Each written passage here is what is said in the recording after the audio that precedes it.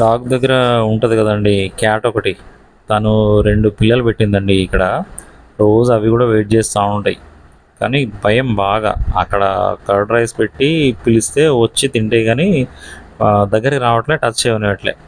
వాళ్ళ అమ్మ కూడా లాస్ట్ ఇయర్ ఖమ్మంలో ఫ్లడ్స్ వచ్చినప్పుడు వరదల్లో చిక్కుకొని ఉంటే తీసుకొచ్చామండి. తీసుకొచ్చి అడాప్షన్కి ఇస్తే ఒక దగ్గర ఉంది. అది ఇప్పుడు 2 పిల్లలు పెట్టింది ఇక్కడ. సుప్రీంకోర్టు ఇచ్చిన తీర్పులో అందరూ యానిమల్స్ హేటర్స్ అందరూ మాట్లాడుతున్నారు. ఆవుల్ని చూస్తారా మీరు, కోతులను చూస్తారా, ఎప్పుడైనా వాటి కోసం మాట్లాడారా అని అంటారు. వేటికైనా, ఆకలితో ఉన్న వేటికైనా మాట్లాడతారండి. యానిమల్ లవర్స్ అందరూ ఒకటే. కుక్క, పిల్లి, ఆవు, కోతి ఇట్లాంటివి ఏమి కాదండి. ఆకలితో ఉన్న దేని విషయంలో అయినా చెలించిపోతాం, అన్నం పెడతాం. ఆకలి వాల్యూ మాకు తెలుసు కాబట్టి.